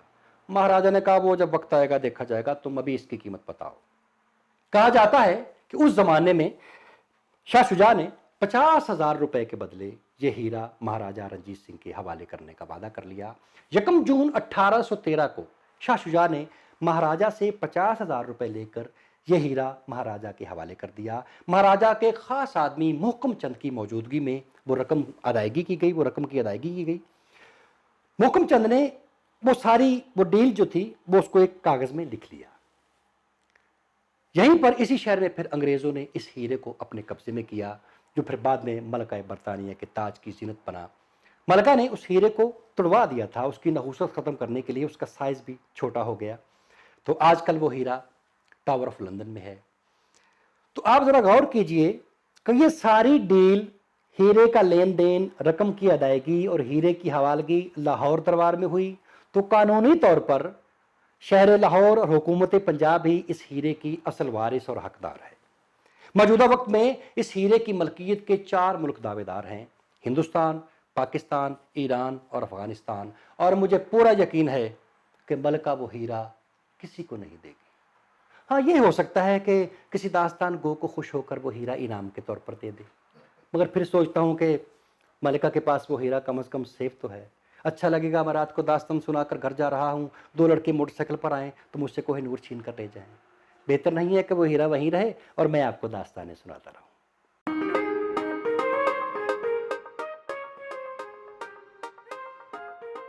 लैना सिंह नडैना सिंह टमाटर असली गुज्जर सिंह। लैना सिंह नडैना सिंह टमाटर असली गुज्जर सिंह। कैसा मजेदार जुमला है, मगर इस जुमले के पीछे एक बड़ी ही दिलचस्प कहानी है कि इसी शहर लाहौर पर 3 हकीमों ने भी 30 साल तक हुकूमत की है। वो तीनों हकीम कौन थे और लाहौर का इक़्तिदार उनके हाथ कैसे लगा, पेश कर रहा हूं। अहमद शाह अब्दाली ने लाहौर पर 9 मरतबा हमला किया। हर हमले के साथ वो इतनी कत्लो गारत करता था, इतनी लूटमार किया करता था कि उसके बारे में लाहौर के अंदर ये बात मशहूर थी कि जो कुछ तुम खा पी सकते हो वो तुम्हारा है, बाकी अहमद शाह अब्दाली का है। मगर अब्दाली जब भी अफगानिस्तान से, काबुल से लाहौर पर हमला करने के लिए निकलता था तो पीछे उसका तख्ता उलटने के लिए उसके खानदान के लोग, उसके वजीर मशीर वो साजिश शुरू कर देते थे। तो तंग आकर अहमद शाह अब्दाली ने लाहौर को एक बंगी सरदार के हवाले कर दिया। उस बंगी सरदार का नाम लैना सिंह था। लैना सिंह बड़ा समझदार आदमी था। उसने लाहौर अपने 2 दोस्तों को भी शामिल इक़्तिदार कर लिया। उसके एक दोस्त का नाम सूबा सिंह था और दूसरे का नाम गुज्जर सिंह था। लैना सिंह, सूबा सिंह और गुज्जर सिंह, इन तीनों ने लाहौर पर 30 साल तक हुकूमत की। उन्होंने किया क्या कि उन्होंने सबसे पहले तो लुटेरों के लिए खिराज मुकर्रर कर दिया कि जो कोई भी लुटेरा बाहर से आता वो शहर के बाहर से उसको भी, भाई पैसा लूटने आए हो, ये लो पैसा, शहर के अंदर मत आओ। तो उनके ये पैसा लेके वो वहीं से वापस चले जाते हैं। तो कत्ल गारत खत्म हो गई, लोगों को सुकून हो गया। फिर उन्होंने क्या किया कि उन्होंने लाहौर को 3 हिस्सों में तकसीम कर लिया। लाहौर का पूरा शाही कला और ये अंदरून शहर का जितना इलाका था वो लैना सिंह के हिस्से में आया। इसके साथ साथ वो लाहौर का गवर्नर भी था। वो रावी का पूरा इलाका सूबा सिंह को दे दिया। लाहौर का स्टेशन और शालामार बाग और अमृतसर तक जितना इलाका है वो गुज्जर सिंह के हिस्से में आया। गुज्जर सिंह ने अपने रहने के लिए एक छोटा सा कला भी ताबीर कराया था। निकलसन रोड और एम्प्रेस रोड के दरमियान में एक गली निकलती है। उस गली के अंदर उस किले की दीवारें आज भी देखी जा सकती हैं और उस इलाके का नाम भी कला गुज्जर सिंह है। तो इन तीनों सरदारों ने इस तरह लाहौर को बांट के आपस में बड़े शानदार तरीके से लाहौर पर हुकूमत की। अब इन तीनों को हकीम क्यों कहा जाता था? ये तीनों सरदार हर वक्त नशे में रहते थे। उनके दरबार में हर वक्त रक्स व सुरूद की महफिल चलती रहती थी, मगर उनकी महफिलों में किसी भी किस्म के नशा आवर मशरूब की बजाय अफीम का इस्तेमाल किया जाता था। हर वक्त वो अफीम खाते रहते थे और टुन रहते थे और नशे में रहते थे। अब जो कोई भी उनसे पूछने के लिए आता कि सरदार जी आप इतनी ज्यादा मिकदार में अफीम क्यों इस्तेमाल करते हैं, तो सरदार जी कहते बिरे ऐसी कोई नशे वास्ते थोड़ा इस्तेमाल कर दें, ये तो हकीमा ने साढ़े वास्ते दवाई दसी हुई है, अस्ता बीरे दवाई समझ के खा रहे हैं, ले तुम ही खा ला। अब जब पूछने आता वो भी थोड़ी सी खा लेता और वहीं पर पा रहता। तो उन सरदारों की अफीम खाने की वजह से उनको हकीम भी कहा जाने लगा था। तो इन हकीमों ने 30 साल तक लाहौर पर हुकूमत की। यहां पर एक जगह का जिक्र आया है, कला गुज्जर सिंह। तो यहां पर मैं एक हस्ती का जिक्र करना बड़ा जरूरी समझता हूं। कला गुज्जर सिंह के पास एक जगह है लाहौर होटल, जहां पर नीचे मोटरसाइकिलों की मार्केट है। वहां पर दाएं जानब गली के अंदर एक बुजुर्ग हस्ती का मजार है जिनका नाम शेख मूसा आहनगर था। वो जात के लोहार थे, मतलब वो लोहार जिनका तज़किरा आईने अकबरी में भी आया है। तो वो खाली लोहार नहीं थे, अपने वक्त के बहुत बड़े बुजुर्ग और वलीउल्लाह थे। आज भी जब उनका उर्स होता है तो हिंदुस्तान और पाकिस्तान से जितने भी लोहार के पेशे से जो वाबस्ता लोग हैं वो उनके मज़ार पर आते हैं और बड़ी धूमधाम से उनका उर्स होता है। मतलब वो लोहारों के पीर थे। اب ویسے تو ان کے بارے میں بڑے قصے مشہور ہیں، مگر جو ان کا سب سے مشہور قصہ ہے وہ میں آپ کی نظر کرتا ہوں۔ لاہور میں ایک بڑی حسین عورت رہتی تھی، یہ سرو قد، لمبے بال، اور کیا حسن تھا، جو ایک بار دیکھ لیتا تھا بس دیکھتا رہ جاتا تھا، راستہ بھول جاتا تھا۔ تو ایک بار کیا ہوا کہ وہ عورت اپنے چرخے کا تکلا سیدھا کرانے کے لیے شیخ موسیٰ آہنگر کی پٹی پر آئی۔ لوہاروں کا کام کرتے تھے۔ آپ میں سے جو لوگ چرخے کے فنکشن سے واقف نہیں ہیں، میں ان کے لیے بتا دوں کہ چرخے کے اندر لوہے کی ایک باریک سلاخ ہوتی ہے۔ تو جب چرخے کو چلایا جاتا ہے تو وہ روئی سے جو دھاگا نکلتا ہے وہ اس باریک سلاخ کے گل لپٹتا جاتا ہے، اس سلاخ کو تکلا کہتے ہیں۔ مگر جب وہ تکلا ٹیڑھا ہو جاتا ہے تو وہ دھاگا بار بار ٹوٹ جاتا ہے، تو چرخے کے اندر اس تکلے کا سیدھا ہونا بہت ضروری ہے۔ تو اسے سیدھا کرانے کے لیے اسے لوہار کے پاس لے جایا جاتا ہے۔ لوہار اس کو بھٹی میں پہلے گرم کرتا ہے، جب وہ تپ پر لال سرخ ہو جائے تو پھر اس کو نکال کر اس پر ہتھوڑی کی ضرب لگا کر اس کو سیدھا کرتا ہے۔ تو ایسے ہی وہ عورت اپنے چرخے کا تکلا سیدھا کرانے کے لیے شیخ موسیٰ کی بھٹی پہ آئی۔ شیخ موسیٰ نے بے خیالی میں وہ تکلا لیا اور بھٹی میں جھونک دیا اور وہ چلانے لگے۔ تھوڑی دیر کے بعد شیخ موسیٰ کی نظر اس عورت کے چہرے پر پڑی تو دیکھتے ہی رہ گئے، ٹکی ہو گئے وہیں پہ۔ اب دیکھے جا رہے ہیں۔ جب کافی دیر گزر گئی تو اس عورت کے دل میں یہ خیال آیا کہ اس لوہار کے دل میں میرے لیے کھوٹ آ گئی ہے۔ تو اس نے بڑے طنزیہ انداز میں کہا، شیخ موسیٰ ویسے تو تمہاری پاکیزگی اور پاک دامنی کے چرچے پورے شہر میں مشہور ہیں، مگر تمہاری نظریں ٹھیک نہیں ہیں، تمہاری نظروں میں کھوٹ ہے۔ تم کافی دیر سے مجھے دیکھ رہے ہو، ایسا کیا ہے میرے چہرے میں اور تمہارے دل میں کیا ہے؟ تو شیخ موسیٰ کہنے لگے، کچھ نہیں، میں تو اس مصور کی مصوری دیکھ رہا ہوں جس نے اتنی خوبصورت شکل تخلیق کی ہے۔ کہنے لگی، ہاں تمہارے جیسے بزرگ بعد میں ایسی ہی باتیں کرتے ہیں، میں تو اس مصور کی مصوری دیکھ رہا ہوں، میں تو اس کاریگر کی کاریگری دیکھ رہا ہوں، تمہارے دل میں کھوٹ ہے، تمہاری نظریں جھوٹی ہیں، تمہاری نظریں گندی ہیں۔ شیخ موسیٰ نے کہا، نہیں ایسا کچھ بھی نہیں ہے، لیکن اگر پھر بھی تمہیں لگتا ہے کہ میں نے تمہیں گندی نظروں سے دیکھا ہے تو پھر میں یہ تکلا جو بھٹی کے اندر تپ کر لال سرخ ہو گیا ہے، یہ میں اپنی آنکھوں میں پھیر لیتا ہوں، جس سے کہ وہ آنکھیں بسم ہو جائیں جس نے تمہیں گندی نظروں سے دیکھا ہے۔ یہ کہہ کر شیخ موسیٰ نے بھٹی سے وہ لال سرخ تکلا نکالا اور اپنی آنکھوں میں سرمچو کی طرح پھیر لیا۔ شیخ موسیٰ کی آنکھوں کو تو کچھ نہیں ہوا، وہ تکلا سونے کا ہو گیا۔ اس عورت نے جب دیکھا کہ تکلا سونے کا ہو گیا ہے، قدموں میں گر گئی، معافی کی طالب ہوئی، اور پھر ساری زندگی لوٹ کر گھر واپس نہیں گئی، کیونکہ اس کا تکلا سیدھا ہو گیا تھا۔ ساری زندگی اس نے شیخ موسیٰ کی خدمت میں گزار دی۔ آج بھی جب آپ ان کے مزار پر جائیں گے تو شیخ موسیٰ کی قبر کے ساتھ ہی اس عورت کی قبر ہے۔ ساری زندگی لوٹ کر گھر واپس نہیں گئی۔ اسے کہتے ہیں 100 سونار کی اور 1 لوہار کی۔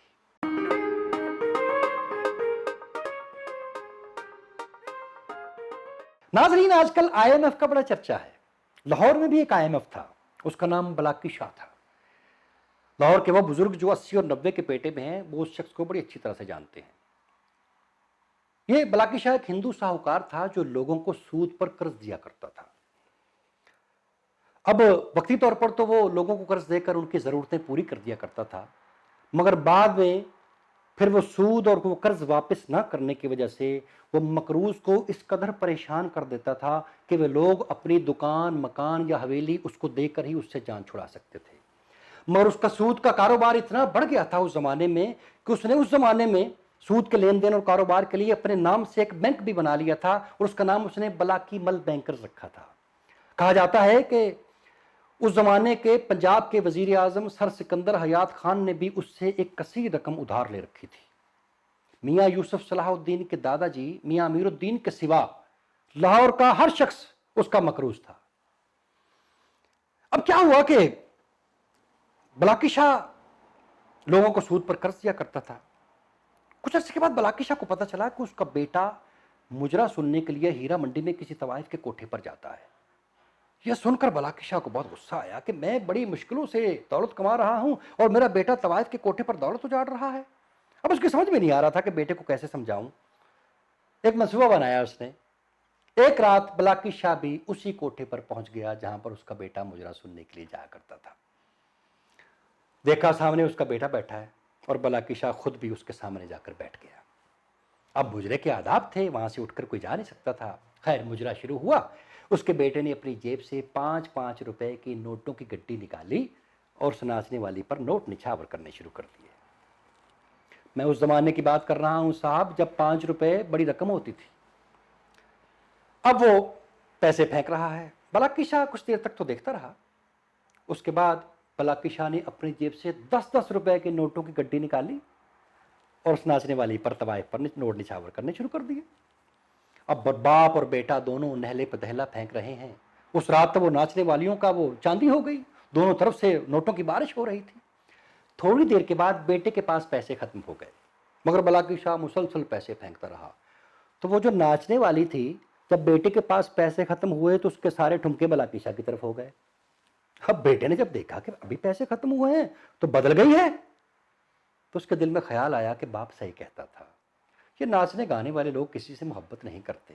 इनको मोहब्बत होती है तो सिर्फ पैसे से होती है। आज पैसा खत्म हुआ है तो आज रुख बदल गया। खैर साहब, मुजरा खत्म हुआ। बाप और बेटा दोनों खाली हाथ खाली जेब कोटे से नीचे उतरे। दोनों चुपचाप खामोशी से जा रहे हैं। बाप ने बेटे को कोई नसीहत नहीं की, मगर बेटा भी समझदार था। बाप के इस अमल से वो समझ गया और दोबारा वो कभी कोठे पर मुजरा देखने के लिए नहीं गया। उसके 1 महीने के बाद वो नाचने वालियों को एक वक्त बलाकी शाह के पास आया और कहने लगा, शाह जी, सबसे पहले तो ये वो पैसे ले लें जो उस रात आपने हम पर निछावर किए हैं, और कम से कम अपने बेटे को तो हमारे कोठे पर आने की इजाज़त दे दीजिए। तो बलाकी शाह कहने लगा, हाँ ठीक है, मेरा बेटा आ जाए करेगा, तुम ऐसा करो अपने कोठे मेरे नाम कर दो। वो बेचारियाँ चुपचाप वहाँ से नीचे उतर गईं। पानी वाला तालाब के पास उस बलाकी शाह की वो हवेली आज भी मौजूद है। उस हवेली के नक्शो निगार अब ख़त्म हो रहे हैं, मगर वो इतनी खूबसूरत है कि आज भी देखने से ताल्लुक़ रखती है। 17 अप्रैल 1920 को या 17 को उसकी वो तामीर मुकम्मल हुई। वो आज भी उसके ऊपर वो डेट लिखी हुई है, और बलाकी मल बैंकर्स भी उसके ऊपर लिखा हुआ है, जो बड़ी मुश्किल से पढ़ा जाता है। उस हवेली के सागवान की लकड़ी के दरवाजे, उस हवेली का फर्नीचर आज भी उसके मकीन इस्तेमाल कर रहे हैं। और उस हवेली के कमरे में सन 1929 का डीसी करंट पर चलने वाला पंखा आज भी चल रहा है, जो अब एसी करंट पर मुंतकिल किया गया है। और उस हवेली के अंदर वो स्ट्रॉन्ग रूम आज भी मौजूद है, जहां बलाकी शाह अपना पैसा रखा करता था। कहा जाता है कि जब उस हवेली में कुछ शादी हुआ करती थी तो वो इस कदर वो सजाई जाती थी, उस हवेली की खिड़कियों में छोटे छोटे शीशे लगे हुए थे। जब उसके अंदर लाइटिंग होती थी तो वो बड़ी खूबसूरत नजर आती थी। लोग दूर दूर से वो हवेली देखने के लिए आया करते थे। मगर फिर साहब पाकिस्तान बन गया और बलाकी शाह यहाँ से हिजरत करके दिल्ली चला गया। तो लाहौर के बलाकी शाह के जाने से लाहौर के लोगों की, बलाकी शाह, उसके कर्ज और उसके सूद तीनों से जान छूट गई। तो ये कहना बेजाना होगा कि बलाकी शाह वाकई ही लाहौर का IMF था। लाहौरियों की तो उस IMF से जान छूट गई, अब हमारे भी उस IMF से जान छूट जाए तो बड़ा मज़ा आ जाए।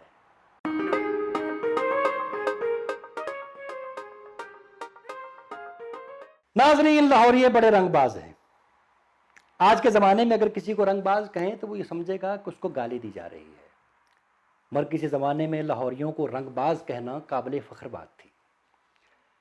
मोगलों के ज़माने में लाहौर नील की सबसे बड़ी मंडी हुआ करता था, और अकबर ने हिंदुस्तान की पहली बाकायदा मंडी अपने नाम से कायम की है, जिसका नाम उसने अकबरी मंडी रखा, और इससे मुल्क इलाके को रंग महल कहा जाता है। लाहौर के मुज़ाफ़ाती इलाके साहिवाल में दूर दूर तक, मीलों तक नील के पौधे हुआ करते थे, और मुकामी लोग नील के उन पौधों का सत निकालते, फिर उस सत को बड़ी बड़ी कढ़ाइयों में डालकर पकाया जाता, फिर उसे पाउडर और डलियों की शक्लों में बड़ी बड़ी बोरियों और टोकरियों में भरकर लाहौर की अकबरी मंडी में पहुंचा दिया जाता था। वहां से ये नील गड्ढों पर और रेहड़ियों पर लाद कर बंबई और कलकत्ता के मंडियों में पहुंचता, और वहां से इस नील को इटालियन और फ्रांसीसी ताजर खरीदते, और फिर इस नील को बड़े बड़े जहाज़ों में भरकर ये नील इटली के साहिली शहर जनेवा पहुंच जाता था। ये जनेवा नहीं है स्विट्जरलैंड वाला। इटली का साहिली शहर जनेवा फ्रांस के शहर निम के पास था। तो जनेवा और निम दोनों पास पास थे, तो निम को डेनिम कहा जाता था। जनेवा में हजारों खड्डियां थीं जहां पर मोटा सूती कपड़ा बुना जाता था। ये कपड़ा सरज कहलाता है। जब ये मोटा कपड़ा बनकर तैयार हो जाता तो फिर उसे जनेवा के दर्जियों के पास वो पहुंच जाता। वहां के अंग्रेज उस पर लाहौर का नील चढ़ाते और ये कपड़ा नीला हो जाता। بعد میں یہ نیلا کپڑا درزیوں کے پاس پہنچتا اور وہ اس سے کپڑے سے مستریوں، مزدوروں اور فیکٹری ورکرز کے لیے پتلونیں سیا کرتے تھے۔ وقت گزرنے کے ساتھ ساتھ یہ پتلونیں مشہور ہو گئیں تو نم شہر کے تاجروں نے اس پورے کپڑے کو ڈنم کہنا شروع کر دیا۔ پھر وقت گزرا، جنوبا اور نم دونوں ملے تو یہ ڈنم کی جینز بن گئی۔ تو مولوں کے زمانے میں اگر لاہور کا نیل نہ ہوتا تو آج جینز کم از کم نیلے رنگ کی نہ ہوتی۔ تو جینز کے اندر یہ نیلا رنگ شہر لاہور کی دین ہے۔ آج بھی آپ انگریزی کی پرانی ڈکشنری نکال کر دیکھیں گے تو اس میں آپ کو نیل کا رنگ لاہوری ملے گا۔ بعد میں ہندوستان کی مناسبت سے اس کلر کا نام انڈیگو، انڈیا کی مناسبت سے انڈیگو کہا جانے لگا۔ تو آپ اندازہ کریں کہ لاہور کا یہ نیل ہزاروں میل کا سمندری اور زمینی فاصلہ طے کر کے جینز کا حصہ بنتا اور پھر وہاں سے پوری دنیا کا وہ سفر کرتا اور پوری دنیا میں وہ پھیل جاتا۔ پھر مغلوں نے نیل پر ٹیکس لگا دیا تو یورپ نے مصنوعی رنگ ایجاد کر لیے، اٹالین اور فرینچ تاجروں کو اور پرتگیز کو یہاں سے بھگا دیا، تو یہ پھر نیل کی صنعت زوال پذیر ہو گئی۔ نیل تو لاہوری نہ رہا مگر لاہوری رنگ باز ہی رہے۔ اس زمانے میں جو زبان تھی شاہی دربار کی بھی وہ فارسی تھی، تو جو کوئی بھی جس پیشے سے منسلک ہوتا تھا اس کو باز کہا جاتا تھا۔ پتنگ بنانے والے کو پتنگ باز، کبوتر پالنے والے کو کبوتر باز اور رنگ کرنے والے کو رنگ باز کہا جاتا تھا۔ تو وہ رنگ بازی آج بھی لاہور کے مزاج میں زندہ ہے۔ او پتڑ، او میرا بیڑ، او رنگ بازی نہ کری، او نیما نیما ہو کے نکل جا۔ تو وہ رنگ بازی آج بھی لاہور کے اندر موجود ہے۔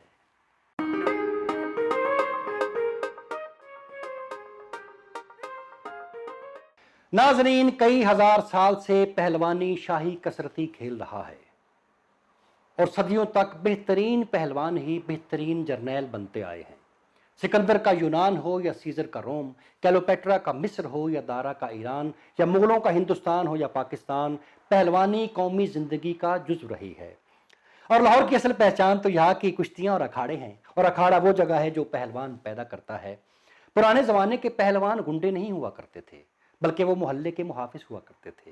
ان کے ہوتے ہوئے کوئی بھی ان کے علاقے میں واردات کرنے کی جرت نہیں کر سکتا تھا، بلکہ وہ کمزوروں کے محافظ اور محلے کے محافظ ہوتے تھے۔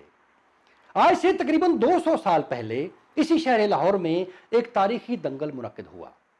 مہاراجہ رنجیت سنگھ اس دنگل کا مہمان خصوصی تھا کہ گجرانوالہ کے ایک 14 سال کا نوجوان اس اکھاڑے میں اترا اور اس نے بڑے بڑے پہلوانوں کو پچھاڑ کر رکھ دیا۔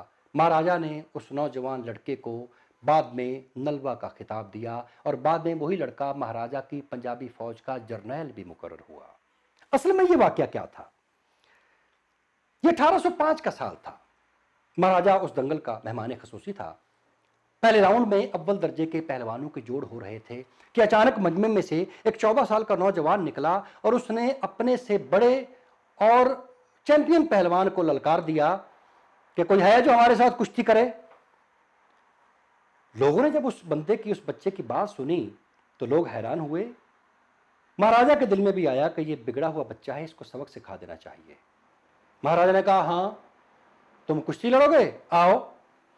اس نوجوان نے لوگوں کی ہنسی شور اور ٹھٹھول میں اپنا کرتا اتارا، دھوتی کو باندھا اور اپنے سے 2 گنا بڑے چیمپئن پہلوان سے کشتی لڑنے کے لیے اکھاڑے میں اتر آیا۔ خیر صاحب، دنگل شروع ہو گیا۔ اس لڑکے نے اس چیمپئن پہلوان کے ہاتھوں میں ہاتھ ڈالا اور ابھی وہ چیمپئن پہلوان یہ سوچ ہی رہا تھا کہ میں اس نوجوان پر کشتی کا کون سا داؤ آزماؤں کہ اس نوجوان نے اس پہلوان کو اٹھایا اور زمین پر پٹک دیا۔ لوگ شور مچانے لگے، تالیاں پیٹنے لگے۔ غصے سے بھرا ہوا وہ پہلوان اٹھا، اس نے پھر اس نوجوان کے ہاتھوں میں ہاتھ ڈالا اور تھوڑا ہی وقت گزرا تھا کہ اس نوجوان نے اس پہلوان کی ٹانگوں میں سر دے کر پھر اسے زمین پر پٹک دیا۔ لوگوں نے آسمان سر پر اٹھا لیا۔ اس نوجوان نے اس پہلوان پر لان تان کی اور یہ کہتا ہوا ایک سر پر کھڑا ہو گیا کہ ہاں بھائی اور کیڑا کیڑا ہے۔ مہاراجہ نے دیکھا کہ یہ بڑا ہی بدتمیز بچہ ہے۔ تھوڑے ہی وقت میں اس نوجوان نے بڑے بڑے پہلوانوں کو پچھاڑ کر رکھ دیا اور بڑے روب کے ساتھ چلتا ہوا مہاراجہ کے سامنے آ کر کھڑا ہوا اور کہنے لگا مہاراج، میں آپ کے 4 پہلوانوں سے اکیلا ہی کشتی لڑ سکتا ہوں۔ مہاراجہ اس لڑکے کا غرور خاک پہ ملانا چاہتا تھا، ویسے بھی حکمران ایسے موقع کہاں ہاتھ سے جانے دیتے ہیں۔ مہاراجہ نے کہا قبول ہے۔ مہاراجہ نے اپنے 4 بہترین پہلوان اکھاڑے میں اتارے ادھر وہ نوجوان اکیلا اور ادھر وہ 4 پہلوان۔ اس کے بعد پھر جو کچھ بھی ہوا وہ تاریخ کا حصہ ہے۔ اس نوجوان نے تھوڑے ہی وقت میں ان 4 پہلوانوں کو زمین دکھلا دی۔ مہاراجہ اپنی کرسی سے کھڑا ہوا اور اپنا سب سے قیمتی ہار اتار کر اس لڑکے کے گلے میں ڈالا، اس کو انعام کے طور پر دے دیا۔ اس لڑکے کا نام ہری سنگھ تھا، جو گجرانوالہ کے پہلوان گردیال سنگھ کا بیٹا تھا، اور اکیلا ہی اپنے گھوڑے پر سوار ہو کر لاہور میں یہ کشتیوں کے مقابلے دیکھنے چلا آیا تھا۔ مگر اس طرح کی کشتیاں دیکھنے کے بعد وہ اس نتیجے پر پہنچا کہ اس طرح کی کشتیاں تو میں سینکڑوں جیت سکتا ہوں۔ وہیں پر کھڑے ہو کر مہاراجہ نے یہ اعلان کیا کہ آج کے بعد یہ لڑکا میرا ذاتی محافظ ہوگا۔ اس کے بعد ہری سنگھ لاہور آ گیا اور مہاراجہ کے ساتھ ہی رہنے لگا۔ ایک دن کیا ہوا کہ ہری سنگھ اور مہاراجہ دونوں دریا راوی کے پاس جنگل میں شکار کھیلنے کے لیے گئے۔ تو ابھی جنگل میں گھسے ہی تھے کہ اچانک جھاڑیوں میں سے ایک باغ نکلا، ایک چیتا نکلا اور اس نے ہری سنگھ کے گھوڑے پر حملہ کر دیا۔ ہری سنگھ اپنے گھوڑے سے نیچے گر گیا۔ اب ہری سنگھ نیچے زمین پر تھا اور وہ چیتا ہری سنگھ پر حملہ کرنے ہی والا تھا کہ ہری سنگھ نے بجلی کسی پھرتی سے اپنی کمر سے خنجر نکالا اور اپنی طرف آتے ہوئے اس اڑتے ہوئے چیتے کا نیچے سے پیٹ چاک کر دیا۔ وہ چیتا وہاں گرا اور مر گیا۔ مگر ہری سنگھ نے گھوم کر دیکھا تو اس چیتے کے اچانک حملے کی وجہ سے اس کے گھوڑے کی گردن ٹوٹ گئی تھی اور وہ گھوڑا مر گیا تھا۔ ہری سنگھ نے اپنا خنجر پھینکا، مہاراجہ کو بھی بھول گیا اور اپنے چہیتے اور پیارے گھوڑے کے پاس بیٹھ کر بچوں کی طرح پھوٹ پھوٹ کر رونے لگا۔ مہاراجہ نے اس کے کاندھے پر ہاتھ رکھا، اس کو دلاسا دیا اور اپنے شاہی استبل میں لے جا کر اس کو 10 بہترین نسل کے گھوڑے عطا کیے، اور پھر ہری سنگھ کو نلوا کا خطاب دیا، یعنی شیر کو مارنے والے کا خطاب دیا۔ بعد میں مہاراجہ نے ہری سنگھ نلوا کو اپنی پنجابی فوج کا جرنیل بھی مقرر کیا اور اس کو کہا کہ اپنے جیسے ہی لاہوری شیر دل جوانوں پر مشتمل ایک فوج بھی تیار کرو۔ ہری سنگھ نے پھر وہ فوج بنائی۔ پھر وقت گزرنے کے ساتھ ساتھ ہری سنگھ نلوا اور اس کے لاہوری شیر دل جوانوں نے قصور کے پٹھانوں پر فتح پا کر، کشمیر کے ڈوگروں کو اپنا مطیع بنا کر، اور زمزمہ توپ جو لاہور کے عجائب گھر کے سامنے کھڑی ہے اس کا استعمال کرتے ہوئے ملتان کا قلعہ فتح کر کے، اور سب سے زیادہ صوبہ سرحد میں جمرود کا قلعہ فتح کر کے ہری سنگھ نے دنیا میں اپنا نام پیدا کیا۔ ہمارا شہر ہری سنگھ ہزارہ اسی ہری سنگھ نلوا کے نام پر ہے۔ اس قلعہ جمرود کے محاصرے کے دوران ہری سنگھ نلوا کی موت ہو گئی۔ محاصرہ اس وقت ہوا جب حملہ آوروں کو یہ پتہ چل گیا تھا کہ ہری سنگھ نلوا کی موت ہو گئی ہے، مگر جب وہ قلعے کے پاس پہنچے تو ہری سنگھ نلوا کے ساتھیوں نے ہری سنگھ کی لاش کو اٹھا کر قلعے کی دیوار سے اس انداز سے دکھایا کہ حملہ آوروں کو یہ لگنے لگا کہ یہ زندہ ہے اور ابھی ہم پر حملہ کر دے گا، اور وہ وہیں سے واپس بھاگ گئے۔ مطلب اس نوجوان کی موت میں بھی دہشت تھی۔ اس کا نام ہری سنگھ نلوا تھا۔ آج بھی جب قلعہ لاہور کے پاس اسٹیڈیم کے اندر دنگل ہوتے ہیں تو پرانے پہلوان مجمع کے اندر اس آواز کو سننے کے لیے ترستے ہیں کہ ہو سکتا ہے آج بھی کوئی ہری سنگھ نلوا مجمع میں سے نکل کر اکھاڑے کے اندر اترے اور بڑے بڑے پہلوانوں کو پچھاڑ کر رکھ دے۔ دیکھتے ہیں اگلی چیمپئن شپ کون جیتتا ہے۔ ناظرین، لاہور ایسا شہر ہے جس کی ہر اینٹ کی اپنی داستان ہے۔ میں سالوں تک آپ کو اس شہر کی داستانیں اور قصے سنا سکتا ہوں۔ اس شہر کی تعمیرات، کلچر، روایات، ہر چیز کی اپنی داستان ہے۔ پھر اس کے بیچ میں اس شہر میں کچھ ایسی شخصیات بھی ہیں جن کی اس شہر کے لیے بے مثل خدمات ہیں۔ ان میں سر گنگا رام، سر شاہ دین، رتن چند، میلا رام اور کنہیا لال جیسے لوگ ہیں جنہوں نے پوری دنیا میں لاہور کا نام روشن کیا ہے۔ پھر ان بڑے اور عظیم لوگوں کے بیچ میں کچھ ایسے بھی لوگ ہیں جو آج بھی لوگوں کی اجتماعی یادداشت میں زندہ و جاوید ہیں۔ ان میں شاعر، ادیب، دانشور، فنکار، صحافی، ڈاکٹر، انجینئر، وکیل، پہلوان، سبھی کے سبھی جنہوں نے پوری دنیا میں اس شہر کا نام روشن کیا ہے۔ آپ بھی کبھی ہفتے بعد، مہینے بعد اپنی فیملی کے ساتھ، اپنے دوستوں کے ساتھ بیرون لاہور سے نکل کر اندرون لاہور کا وزٹ ضرور کیا کیجیے۔ رام گلی کے چھولے، ریلوے روڈ کا داس کلچا، حاجی کی نہاری، وارث کی نہاری، ناصر کی بونگ، ایک خلیفے کی نان خطائی اور دوسرے خلیفے کے کباب ٹرائی کیجیے، آپ کو بہت مزہ آئے گا۔ ناظرین، جو قومیں اپنے ورثے کو بھول جاتی ہیں وہ ان کا شمار مردہ قوموں میں ہوتا ہے، تو آپ بھی ہفتے 2 ہفتے بعد ٹائم نکالا کیجیے، ان پرانی دیواروں کو دیکھا کیجیے، ان کا وزٹ کیا کیجیے۔ آپ یہاں پر جائیں گے تو ٹورزم ترقی کرے گا، ٹورزم ترقی کرے گا تو یہ ہمارا ملک ترقی کرے گا۔ پنجابی کی اس نظم کے ساتھ میں اپنی داستان کا اختتام کرتا ہوں کہ دال دس کا شہر لاہور اندر کنے بوئے تے کنیاں باریاں نے، ਦਾਲ ਦੱਸ ਖਾਂ ਸ਼ਹਿਰ ਲਾਹੌਰ ਅੰਦਰ ਕਿੰਨੇ ਬੂਹੇ ਤੇ ਕਿੰਨੀਆਂ ਬਾਰੀਆਂ ਨੇ, ਨਾਲੇ ਦੱਸ ਖਾਂ ਇੱਥੋਂ ਦੀਆਂ ਕੁੱਲ ਇੱਟਾਂ ਕਿੰਨੀਆਂ ਟੁੱਟੀਆਂ ਤੇ ਕਿੰਨੀਆਂ ਸਾਰੀਆਂ ਨੇ। ਦਾਲ ਦੱਸਾਂ ਮੈਂ ਸ਼ਹਿਰ ਲਾਹੌਰ ਦੀਆਂ ਲੱਖਾਂ ਬੂਹੇ ਤੇ ਲੱਖਾਂ ਹੀ ਬਾਰੀਆਂ ਨੇ, ਉਹ ਜਿੰਨਾ ਇੱਟਾਂ ਤੇ ਧਰ ਗਏ ਪੈਰ ਆਸ਼ਿਕ ਉਹੀ ਟੁੱਟੀਆਂ ਤੇ ਬਾਕੀ ਦੀਆਂ ਸਾਰੀਆਂ ਨੇ।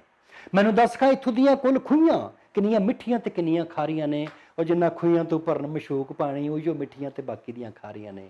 ਜ਼ਰਾ ਸੋਚ ਕੇ ਦੇਵੀਂ ਜਵਾਬ ਮੈਨੂੰ, ਇੱਥੇ ਕਿੰਨੀਆਂ ਵਿਆਹੀਆਂ ਤੇ ਕਿੰਨੀਆਂ ਕੁਆਰੀਆਂ ਨੇ, ਉਹ ਜਿਹੜੀਆਂ ਉੱਠਦੀਆਂ ਬਹਿੰਦੀਆਂ ਨਾਲ ਸਜਣ ਦੇ ਉਹੀਓ ਵਿਆਹੀਆਂ ਤੇ ਬਾਕੀ ਦੀਆਂ ਕੁਆਰੀਆਂ ਨੇ। ਆਪਕਾ ਬਹੁਤ ਸ਼ੁਕਰੀਆ।